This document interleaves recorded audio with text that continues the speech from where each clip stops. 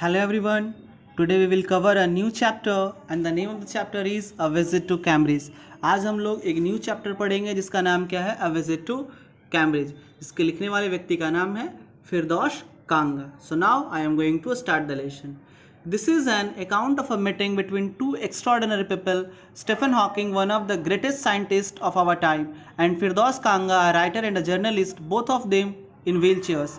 Read and see how they achieve success in spite of their physical challenges. अब कह रहा है कि ये जो कहानी है, ये जो स्टोरी है, ये जो बातें हैं, ये दो एक्स्ट्राऑर्डिनरी, दो असाधारण व्यक्तियों के बीच की है. एक जिनका नाम क्या है? स्टीफन हॉकिंग, जो अपने समय के सबसे बड़े साइंटिस्ट रह चुके हैं, और दूसरे व्यक्ति कौन है? फिरदौस कांगा, जो एक राइटर है, एक जर्नलिस्ट है, और दोनों के दोनों जो किस पे हैं? व्हील चेयर पे हैं. कहते आगे क्या लिखा? रीड एंड सी हाउ, कि चलिए पढ़ते हैं और देखते हैं कि उन्होंने इतने सारे फिजिकल चैलेंजेस के बावजूद उन्होंने कैसे सक्सेस हासिल किया. So before starting the chapter, few of the information I want to give you about the Stephen Hawking. तो स्टीफन हॉकिंग जो गुजर चुके हैं, वो अपने समय के एक बहुत बड़े साइंटिस्ट थे जिन्होंने एक बुक लिखा है, a brief history of time, जो पूरे वर्ल्ड फेमस बुक है, पूरे वर्ल्ड में. और जो स्टीफन हॉकिंग थे, वो पूरा जो शरीर उनका था वो पैरालाइज्ड था. वो मात्र कुछ फिंगर्स की मदद से जो है वो कंप्यूटर्स के थ्रू बोलते थे, कुछ फिंगर्स की मदद से, और हमेशा व्हील चेयर पर रहते थे. और जो फिरदौस कांगा है, Firdaus Kanga was also very disabled person because the bone of the Firdaus Kanga was breakable. जो फिरदौस कांगा थे, उनके शरीर का जो बोन था वो बहुत ही कमज़ोर था, बहुत नाजुक था. अगर थोड़ा सा उसको मोड़ दिया जाए ना तो वो टूट जाएगा. इसलिए डॉक्टर ने उनको सलाह दिया था कि उनको भी कहाँ रहना चाहिए? व्हील चेयर पर ही रहना चाहिए. तो इसलिए कहा गया कि ये जो स्टोरी है वो काफ़ी ज़्यादा, मतलब ये जो बातचीत है वो काफ़ी ज़्यादा इंटरेस्टिंग है, क्योंकि इसमें दो एक्स्ट्राऑर्डिनरी पीपल हैं जो पूरी तरह से पैरालाइज्ड हैं, वो दोनों के दोनों व्हील चेयर पे हैं. So now I am going to start the lesson. Cambridge was my metaphor for England, and it was strange that when I left it had become altogether something else because I had met Stephen Hawking there. अब जो फिरदौस कांगा है वो क्या कह रहे हैं कि Cambridge जो है उनके लिए क्या था? मेटाफर था for England. Metaphor for England कहने का मतलब वो कि जो कैम्ब्रिज था उनके लिए इंग्लैंड जैसा ही था. Is it clear? मेटाफर मतलब होता है किसी के जैसा हो रहा, तो वो क्या कहना चाह रहे हैं कि कैम्ब्रिज जो था उनके लिए कैसा था? इंग्लैंड के जैसा था. एंड इट वॉज स्ट्रेंज, और वो और भी ज़्यादा अजीब हो गया, विचित्र हो गया. कब? जब when I left it had become altogether something else, जब उन्होंने इन दोनों को छोड़ा. बिकॉज क्यों? क्योंकि उन्होंने एक व्यक्ति से मिला जिसका नाम क्या था? Stephen Hawking. It was on a walking tour through Cambridge that the guide mentioned Stephen Hawking, poor man who is quite disabled now, though he is worthy successor to Isaac Newton, whose chair he has at the university. अब कह रहा है, आगे क्या बताया जा रहा है, आगे क्या कर रहे हैं फिरदौस कांगा, कि जब वो टहल रहे थे, it was on a walking tour, जब वो कैम्ब्रिज में टहल रहे थे, तब गाइड कौन? हर एक जो भी चीज़ें, जैसे म्यूजियम्स है या जो भी कोई हिस्टोरिकल मॉन्यूमेंट है या कोई भी अगर बहुत फेमस जगह है, तो वहाँ पे एक गाइड होता है जो लोगों को गाइड करता है, उस चीज़ के बारे में बताता है, उस जगह के बारे में, इमारत के बारे में, हर चीज़ के बारे में. तो जब वो वॉक कर रहे थे, वॉक टूर पे जब कैम्ब्रिज में घूम रहे थे, तो जो गाइड था उसने स्टीफन हॉकिंग को क्या कहा? पुअर मैन कहा. और ये बात उनको खटक गई, ये बात उनको काफ़ी ज़्यादा अजीब लगा, that why the guide has mentioned a poor man about the Stephen Hawking. अब आगे क्या करे? Who is quite disabled now. जो स्टीफन हॉकिंग थे वो काफ़ी मतलब बिल्कुल डिसेबल्ड हो चुके थे. Though he is worthy successor to Isaac Newton. लेकिन फिर भी वो किसके सक्सेसर थे? Isaac Newton. क्योंकि आइजैक न्यूटन जो थे वो अपने ज़माने के बहुत बड़े साइंटिस्ट थे, और उनके बाद अगर किसी को सक्सेसर माना जाता है तो किनको माना जाता है? स्टीफन हॉकिंग का. वो chair he has at the university, और उस यूनिवर्सिटी में उनके चेयर को, सर आइजैक न्यूटन के चेयर को कौन संभाले हुए था? तो Stephen Hawking. And I started because I had quite forgotten that this most brilliant and completely paralyzed astrophysicist, the author of A Brief History of Time, one of the biggest bestsellers, lived here. और वो क्या करें कि वो भूल चुके थे कि ये जो जगह है, जो कैम्ब्रिज है, वहाँ पे सबसे ब्रिलियंट, जो पूरी तरह से पैरालाइज्ड हो चुका है, एस्ट्रोफिजिस्ट, जो क्या करता है, जो तारों के बारे में, जो स्टार्स के बारे में क्या करता है, स्टडी करता है, उसको एस्ट्रोफिजिसिस्ट कहते हैं। तो कह रहे हैं कि वो तो बिल्कुल भूल ही चुके थे कि उसी कैम्ब्रिज यूनिवर्सिटी में, उसी कैम्ब्रिज में क्या रहता है, एक व्यक्ति रहते हैं जो पूरी तरह से पैरालाइज्ड है लेकिन बहुत ज़्यादा ब्रिलियंट है, जिन्होंने क्या लिखा है, a brief history of time, जिसके बारे में हमने आपको स्टार्टिंग में बताया था, जो अपने ज़माने का सबसे बेस्ट सेलर था, जो अपने ज़माने के जो उस टाइम का सबसे बेस्ट बुक था, उन्होंने ही लिखा था। किसने लिखा था? स्टीफन हॉकिंग ने, जो कहाँ रहते थे, कैम्ब्रिज में ही रहते थे। तो उन्होंने क्या याद किया कि वो तो उनको भूल ही गए। When the walking tour was done, I rushed to a phone booth and almost tearing the cord so it could reach my outside phoned Stephen Hawking's house. अब वो क्या कर रहे हैं कि जब टूर ख़त्म हो गया तो वो कहाँ पहुँचे, एक फ़ोन बूथ पे पहुँचे। Almost tearing the cord so it could reach me outside. अब उन्होंने क्या किया कि जो फ़ोन का जो कॉर्ड होता है, जो वायर होता है, उसको लगभग खींच दिया था, पूरा उसको खींच दिया था, ताकि जो फ़ोन का जो हेड होता है वो उनको बाहर तक पहुंच सके। फ़ोन किस लिए? ताकि वो स्टीफन हॉकिंग को घर पे उनसे फ़ोन कर सके, बात कर सके। There was his assistant on the line and I told him I had come in a wheelchair from India, perhaps he thought I had propelled myself all the way to write about my travels in Britain. I had to see professor Hawking even 10 minutes would do. अब जब उन्होंने phone किया फिरदौस कांगो ने, when the Firdaus Kango has phoned, the phone was received by his assistant. तो उस phone को किसने receive किया? उनके असिस्टेंट ने रिसीव किया।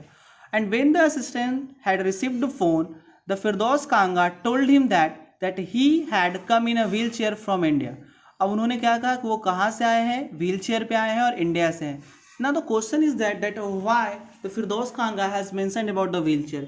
Because he want to derive the attention of the assistant. ऐसा इसलिए उन्होंने किया ताकि जो है उसका जो झुकाव है, उनका जो स्टीफन हॉकिंग का जो असिस्टेंट है, उनका झुकाव आए उनके तरफ, ताकि वो उनसे मिलवा दे। And what he has told the assistant that he had come from India to write about my travels in Britain. वो लिखने के लिए आए हैं कि ब्रिटेन में उनका travel. Now be careful that the Firdaus Kanga is from India and from Mumbai. जो फिरदौस कांगा है वो इंडिया से हैं और स्पेशली वो मुंबई में रहते थे। I had to see professor Hawking even 10 minutes would do. और उन्होंने क्या पूछा कि क्या वो प्रोफेसर हॉकिंग से मिल सकते हैं 10 मिनट्स के लिए। Half an hour he said 43:30 to 4 from 3:30 to 4। अब आगे उन्होंने क्या कहा कि half an hour he said, कि मतलब उन्होंने क्या कहा कि आधे घंटे, फ्रॉम 3:30 to 4, मतलब 3:30 से 4 बजे के बीच आप जो है वो स्टीफन हॉकिंग से मिल सकते हैं। And suddenly I felt weak all over. और अचानक से जो है वो पूरी तरह से उनको कमजोरी जैसा महसूस होता है। Growing up disabled, you get fed up with the people asking you to be brave as if you have a courage account on which you are too lazy to draw a check. अब कह रहे हैं आगे कि growing up अ disabled, कि एक disabled के रूप में, एक जब बॉडी डिजेबल्ड हो, जब शरीर काम नहीं कर रहा हो, तो उसके रूप में ग्रो करना, you get fed up with people asking you to be brave, कि जब आप इस बात से ना उब चुके होते हो कि जब लोग आपको कहते हैं, क्या कहते हैं कि बहादुर बनो, ब्रेव बनो।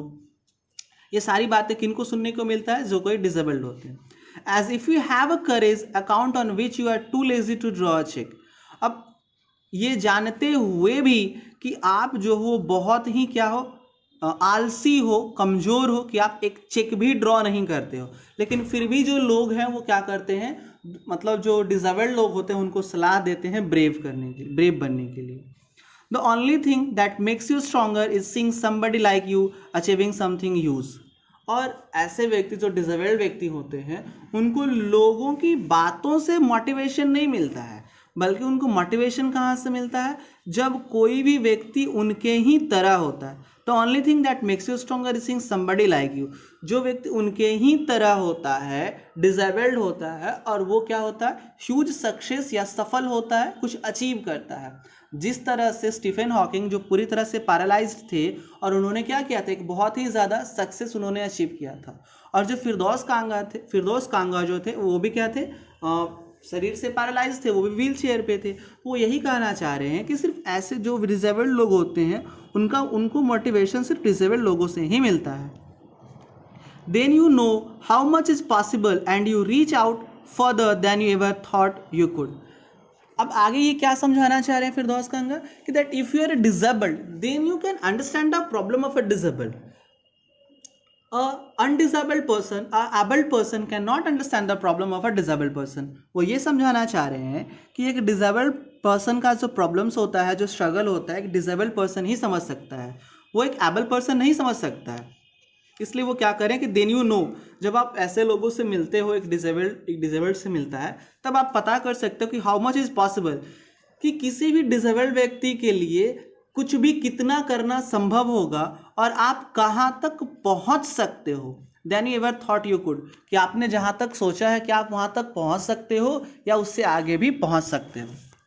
Because if you are a disabled and if you compare yourself with the able person, you will feel what? Demotivated. आप तो demotivate हो जाओगे. क्यों? क्योंकि आपके मन में आएगा कि वो तो इतना ज़्यादा disabled, इतना ज़्यादा able है, इसलिए वहाँ पे पहुँचा है. इसलिए एक disabled व्यक्ति को एक disabled व्यक्ति से ही motivation मिलता है. क्यों? क्योंकि उसको देख करके ऐसा लगता है कि अगर ये डिसेबल्ड है, in the same case I am also the disabled one, तो अगर ये यहाँ तक अचीव कर सकता है तब हम भी यहाँ तक अचीव कर सकते हैं. I haven't been brave, said his disembodied computer voice the next afternoon. I have had no choice. अब आगे जो है वो क्या करें? I haven't been brave, said his disembodied computer voice the next afternoon. अब अगले आफ्टरनून जब 3:30 to 4 से मिलने के लिए पहुँचे फिरदौस कांगा, तो ये जो वो क्या कर रहे हैं कि I haven't been brave, कि वो बहादुर नहीं थे. अब ये आवाज़ कहाँ से आई? ये आवाज़ जो है एक कंप्यूटर से आई. अब वो कंप्यूटर किसका था? स्टीफन हॉकिंग का था. I have had no voice, उनके कोई मतलब जो स्टीफन हॉकिंग है वो तो बोल नहीं सकते थे क्योंकि वो पूरी तरह से पैरालाइज थे, तो वो कुछ फिंगर्स की मदद से वो कंप्यूटर से बोलते थे. तो उसी कंप्यूटर से उन्होंने क्या बोला कि that I haven't been brave, वो बहादुर नहीं थे. ये आवाज़ कहाँ से आई? कंप्यूटर वॉइस से आई. Surely I wanted to say living's creativity with the reality of his disintegrating body was a choice. So यहाँ पे हम लोगों ने क्या देखा कि जो फिरदौस कांगा है वो अगले आफ्टरनून में किससे मिलने पहुँच गए? स्टीफन हॉकिंग से मिलने के लिए पहुँच गए. और स्टीफन हॉकिंग ने उनसे क्या कहा कि आई हैवंट बीन ब्रेव, कि वो जो थे वो बहादुर नहीं थे, बिल्कुल भी उनके पास करेज नहीं था. Said his disembodied computer voice the next afternoon. I have had no choice. मतलब वो कहना क्या चाह रहे हैं कि वो बहादुर नहीं थे, लेकिन उनके पास बहादुर बनने के अलावा और कोई चॉइस ही नहीं था. ये बातें कौन कह रहे हैं? स्टीफन हॉकिंग कह रहे हैं. किससे कह रहे हैं? फिरदौस कांगा को कह रहे हैं. कब कह रहे हैं? अगले सुबह. जिस दिन फिरदौस कांगा ने फ़ोन किया था उसके अगले दिन ये सारी बातें जो है वो कह रहे हैं. Surely I wanted to say living creatively with the reality of his disintegrating body was a choice. अब ये बातें जो है वो कौन कह रहे हैं? फिरदौस कांगा. फिरदौस कांगा जो है वो अपने मन में कह रहे हैं क्या? श्योरली, कि निश्चित. आई वॉन्टेड टू से वो कहना चाह रहे क्या ऐसा सचमुच है कि आप जो है अपने इस डिसइंटीग्रेटिंग बॉडी के साथ आपका रहना क्या था? चॉइस था. कि आपका जो ये शरीर है, जो डिसइंटीग्रेटिंग बॉडी है, जो पैरालाइज्ड बॉडी है, क्या ऐसे बॉडी के साथ आपका रहना क्या था? चॉइस था. ये बात किसके मन में चल रहा है? फिरदौस कांगा के मन में चल रहा है. लेकिन उन्होंने इस बात को पूछा नहीं, ये बात उन्होंने अपने मन में ही रखा. So what we have seen, कि हम लोगों ने यहाँ से लेकर के यहाँ तक क्या देखा कि सबसे पहले क्या था कि जो फिरदौस कांगा थे उन्होंने किसको फ़ोन किया? स्टीफन हॉकिंग को फ़ोन किया. तो फ़ोन किसने उठाया? The phone was received by the assistant. और असिस्टेंट को उन्होंने क्या बताया कि आई had come in a wheelchair from India, कि वो जो है एक व्हील चेयर पर आए हैं. कहाँ से आए हैं? इंडिया से आए हैं. Perhaps he thought I had propelled myself all the वे, कि मतलब ऐसा लगा होगा कि उन्होंने असिस्टेंट को फ़ोन किया. Suppose that if I have phoned you and if I call you that I have come on a wheelchair, कि अगर मैं आपको कहूँ कि मैं जो हूँ व्हील चेयर पर आया हूँ, तो इसका मतलब कहीं आप ये ना समझ जाओ कि मैं व्हील चेयर पर ही बैठ करके इंडिया से ब्रिटेन आया हूँ. वो ऐसा बात कौन कह रहे हैं? फिरदौस कांगा कह रहे हैं कि परहैप्स ही थॉट, उसने सोचा होगा कि जो फिरदौस कांगा है वो क्या होंगे? व्हील चेयर पर ही चल करके आए होंगे. कहाँ? इंडिया से ब्रिटेन. क्यों? क्योंकि उन्होंने क्या कहा था? आई had come in a wheelchair from India. उसके बाद उन्होंने कहा कितने मिनट्स मांगे? 10 मिनट्स मांगे. लेकिन उनको मिला कितने? आधे घंटे मिला. कब से कब तक? 3:30 to 4. और after that I suddenly and suddenly I felt a weak all over, और अचानक से उनको जो थोड़ा सा कमजोरी महसूस होता है। अब कमजोरी महसूस होता है कहने का मतलब ऐसा क्यों? Because he has felt little bit hesitated. जब हम लोग किसी व्यक्ति से मिलने वाले होते हैं तो थोड़ा सा झिझक महसूस होता है, तो इन द सेम वे इसी तरह से उनको भी हुआ। अब इसको थोड़ा सा फिर से सुनिए। Growing up a disabled you fate, अब उन्होंने यहाँ पे क्या बताया कि जब आप डिसेबल्ड के रूप में ग्रो करते हो तो आप ये सुन करके थक जाते हो कि लोग आपको क्या कहते हैं कि बहादुर बनो, साहसी बनो, बी ब्रेव, हैव अ करेज। ये सुन के आप क्या होते हो, थक जाते हो अगर आप डिसेबल्ड हो तो।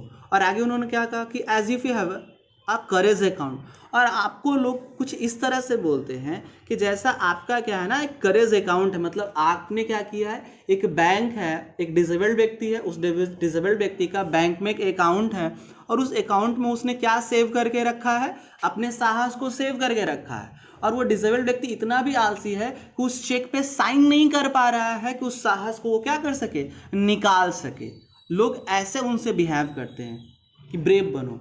अब ब्रेव बनने का क्या मतलब, कोई बेचारे ने क्या कर रखा है कि कोई करेज का, साहस का अकाउंट बना के रखा है बैंक में, वो चेक पे साइन नहीं कर पा रहा है, इसकी वजह से उसके पास साहस नहीं आ पा रहा है। लोग ऐसा बिहेव करते हैं। अब कह रहे हैं कि इस सिचुएशन में उन्होंने क्या बताया कि एक ही चीज़ आपको स्ट्रांग बनाता है, वो क्या है कि जब आप अपने जैसे दूसरे लोगों को देखते हो तब आपको रियलाइज होता है कि जब वो कर सकता है तो हम भी क्या है, कर सकते हैं। और अगले आफ्टरनून में जब वो मिलते हैं 3:30 में, तब जो है वो ये बातें कौन रिप्लाई करता है, स्टीफन हॉकिंग। वो बचपन से ऐसे नहीं थे कि बहुत बहादुर थे, लेकिन उनके पास बहादुर बनने के अलावा भी कोई चॉइस नहीं था।